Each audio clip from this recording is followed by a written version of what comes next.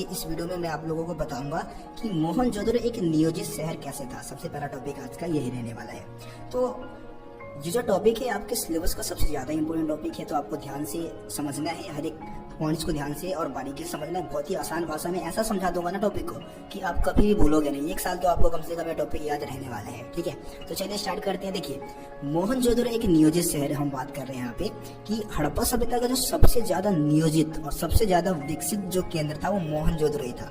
जैसे कि आज अगर आप अपने आसपास में बहुत सारे कॉलोनी वगैरह को आप देखेंगे, ठीक है, अपने इलाके को देखेंगे, तो बहुत सारे इलाके में ऐसे नजर आ जाएंगे कि भाई वहाँ पे क्या है, नगर को ना नियोजित तरीके से नहीं बसाया गया है।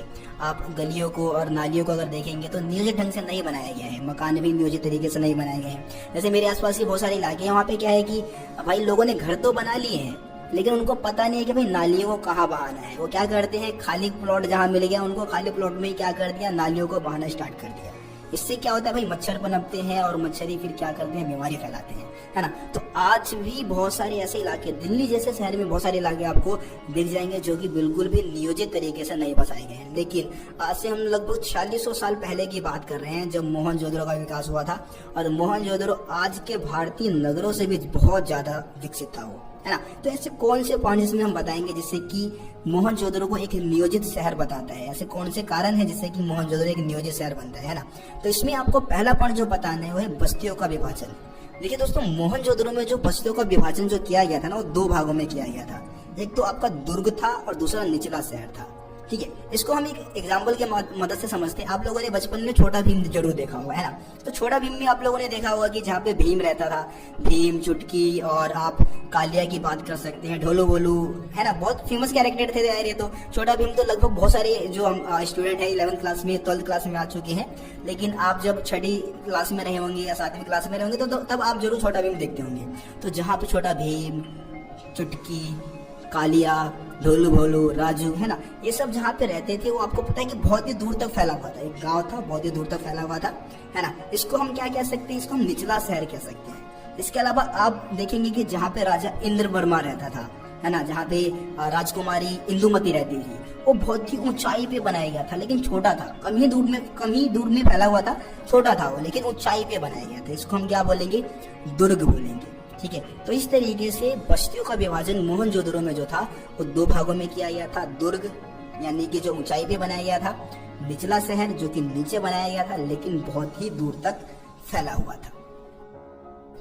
दूसरा इसमें जो हम सेकंड पॉइंट बताएंगे वो है चबूतरों का निर्माण। हड़प्पावासी क्या करते थे, घरों को बनाने से पहले चबूतरा बनाते थे। अभी चबूतरा है क्या, चबूतरे से हम क्या समझते हैं। देखिए, आप लोगों ने देखा होगा कि जब घर को बनाया जाता है तो मिट्टी के अंदर गड्ढा खोदा जाता है, उसके बाद गड्ढा खोद के उसमें से एक दीवार निकाली जाती है ना। दीवार को थोड़ा ऊपर लाया जाता है, उसको फिर मिट्टी से भर दिया जाता है और फिर उसके ऊपर फिर मकान बनाया जाता है। ठीक है, इस तरीके से चबूतरा का निर्माण हो जाता है। और ये चबूतरे क्या काम करते हैं, चबूतरे करते हैं घर को मजबूती प्रदान करते हैं, है ना, नींव का काम करते हैं, क्योंकि जमीन के नीचे से इसकी नींव डाली गई है और ये चबूतरे क्या करेंगे, घर को मजबूती प्रदान करेंगे। तो हड़प्पावासी घरों को बनाने से पहले चबूतरों को बनवाते थे। ठीक है, उसके बाद हम तीसरा पॉइंट बताएंगे, समान आकार के ईंटों का प्रयोग। अब देखिए, हड़प्पावासी क्या करते थे, घरों को बनाते समय जिन ईंटों का इस्तेमाल करते थे वो समान आकार की थी। सभी हड़प्पा स्थल से हमें एक समान आकार की ईंटें मिली है। देखिए, अब जैसे अभी भी हम घर को बनाते समय जिन ईंटों का इस्तेमाल करते हैं वो समान आकार की होती है ना। ऐसा थोड़ी नहीं होता कि एक ईंट किसी और आकार का है और दूसरा ईंट किसी और आकार का है, ऐसा नहीं होता। समान आकार की ईंटों का इस्तेमाल करते हैं। अब ये जो ईंट थी वो 2 तरीके से बनाई जाती थी। कुछ ईंटें धूप में सुखा के बनाई गई थी और कुछ भट्टी में भी पका के बनाई गई थी। तो 2 तरीके से ईंटों का निर्माण हड़प्पा सभ्यता में होता था। उसके बाद हम चौथा पॉइंट बात करेंगे, नालों का निर्माण, यानी कि नालियों को कैसे बनाया जाता था। ये तो भाई हड़प्पा सभ्यता की सबसे अनोखी विशेषता है। यहाँ से 3 नंबर का अलग से क्वेश्चन आता है कि भाई हड़प्पा सभ्यता में नालियों का निर्माण कैसे किया जाता था। देखिए, जैसे कि मैंने आपको पहले बोला था कि आज भी आप दिल्ली जैसे शहर में बहुत सारे इलाके ऐसे देखेंगे जहाँ पे नालियों का निर्माण, गलियों का निर्माण नियोजित ढंग से नहीं किया गया है। लेकिन हड़प्पा वासियों ने अपने गलियों से, अपने नगरों से, शहरों से गंदे पानी को निकालने के लिए एक नियोजित जल निकासी प्रणाली को अपना रखा था। इसके अंतर्गत क्या करते थे, वो नालियों और गलियों का निर्माण ग्रिड पद्धति में करवाते थे। ग्रिड पद्धति यानी कि नालियां और गलियां क्या करती थी, एक दूसरे को समकोण पे काटती थी। जैसे कि आप किसी चौराहे पे जाके खड़े हो जाएंगे ना, तो चारों दिशा में क्या होगा, एक समकोण 90 डिग्री का कोण बनेगा। इसको हम क्या बोलते हैं, ग्रिड पद्धति बोलते हैं। और हड़प्पावासी क्या करते थे, पहले क्या करते थे, गलियों को और नालियों को बनवाते थे। मतलब घरों को पहले नहीं बनवाया, पहले गलियों और नालियों का निर्माण करवाया और उसके आसपास फिर घरों का निर्माण करवाया। अब जैसे अब दिल्ली जैसे बहुत सारे शहर में मतलब आप कुछ इलाके ऐसे देखेंगे जहां पे लोगों ने घर तो बना लिया है, लेकिन गलियों का आता पता नहीं है, भाई गलियां कहाँ से निकालनी है, नालियों का आता पता नहीं है। इसीलिए उन्होंने क्या किया, खाली प्लॉट कहीं भी देखा और वहीं पे उन्होंने क्या कर दिया, नालियों को बहाना स्टार्ट कर दिया। और जो कि बीमारी का एक मेन कारण यही माना जाता है ना, डेंगू वगैरह जो फैल रहे हैं मच्छरों से फैलते हैं, और मच्छर कहाँ से पनपते हैं, उन गंदे पानियों से पनपते हैं। तो ये एक बहुत ही गंभीर समस्या है। लेकिन हड़प्पा सभ्यता के लोग आज के लोगों से ज्यादा समझदार थे, ठीक है, ये चीज आप याद रखिए। उसके बाद हम बात करेंगे आवासीय भवनों का निर्माण। ये आवासीय भवन होता क्या है, 5वां पॉइंट है, आप गए, ठीक है। आवासीय भवन यानी कि जहां पे लोग निवास करते होंगे, जहां पे लोग रहते होंगे।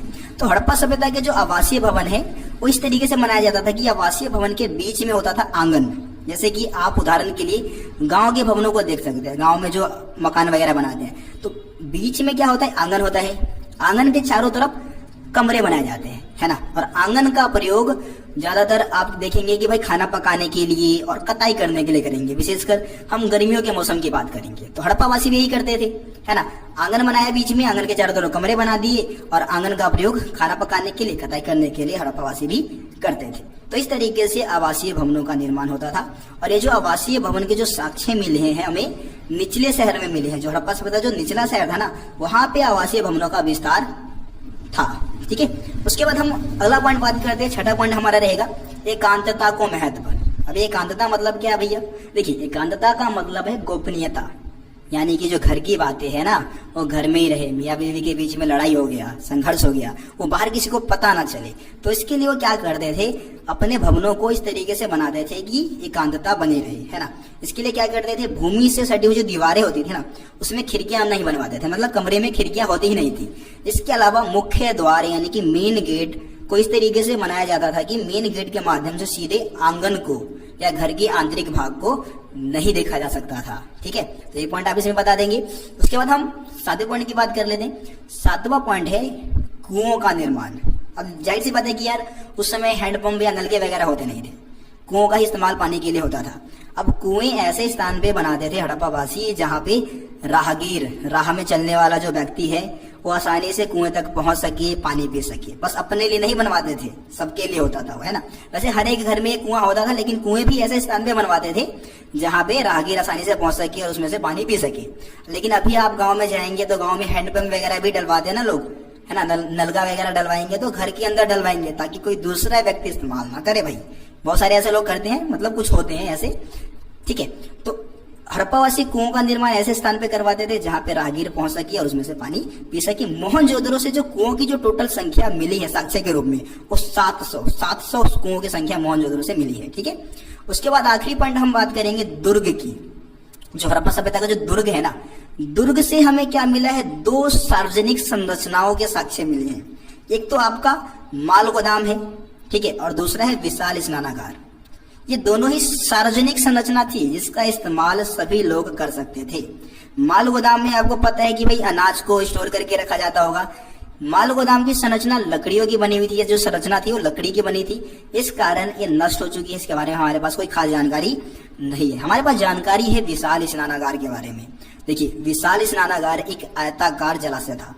इसका इस्तेमाल धार्मिक अनुष्ठान को कंप्लीट करने के, धार्मिक अनुष्ठान को पूरा करने के लिए लोग करते थे। कोई भी धार्मिक त्योहार होता था ना तो उस दिन सभी लोग इसमें स्नान करते थे, डुबकी लगाते थे और अपना अनुष्ठानिक कार्य को पूरा करते थे। इसका निर्माण जो था वो जिप्सम के गारों का प्रयोग करके किया गया था। जिप्सम समझते हैं ना, जिप्सम 10th क्लास में साइंस में पढ़ा होगा, पीओपी, है ना। तो पीओपी का लेप लगाया गया था नीचे, जितने भी नीचे का जो हिस्सा था उसमें पीओपी का लेप लगा के उसके बाद पानी से इसको भर दिया गया था। इस तरीके से विशाल स्नानागार का निर्माण हुआ था। तो मैं उम्मीद करता हूं कि जो भी 8 पॉइंट आपको इसमें समझाया गया है मोहनजोदड़ो एक नियोजित शहर वाले टॉपिक में, आपको समझ में आ गया होगा। किसी भी पॉइंट में दिक्कत है आप कमेंट में मेरे को बता सकते हैं।